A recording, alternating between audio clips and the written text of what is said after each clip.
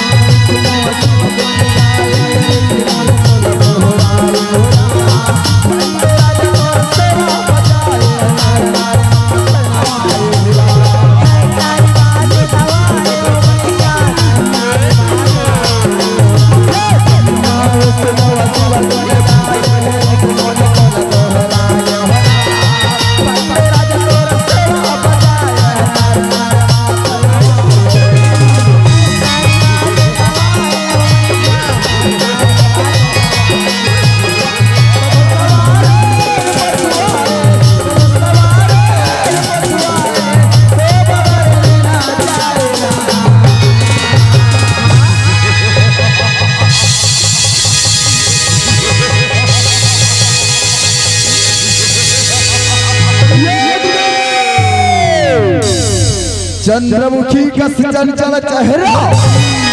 अरे नैन भरे कटा कंचन काया कस तुर तन बदन देख के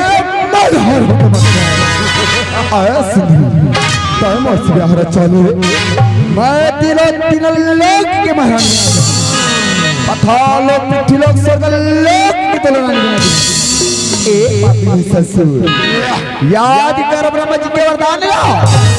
वरदान सुना कि मैं गुरु कन्या कुमारी के आसमान करके अरे पापी मैं सास आज देख रहे भैया में कि कन्या कुमारी तो सामने साक्षात्कार आज तो रण भैया में मार के मैं पृथ्वी माता के बाल लाल का करूं रे पापी मैं सास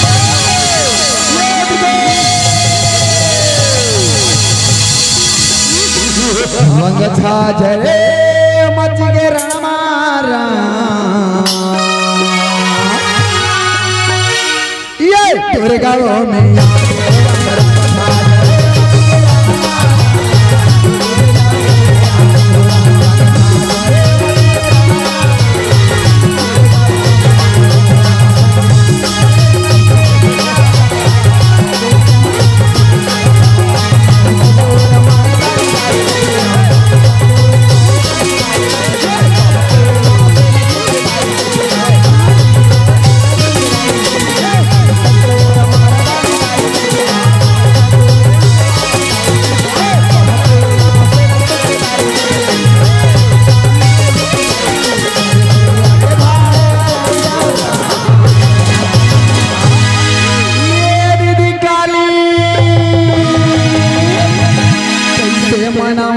कैसे मना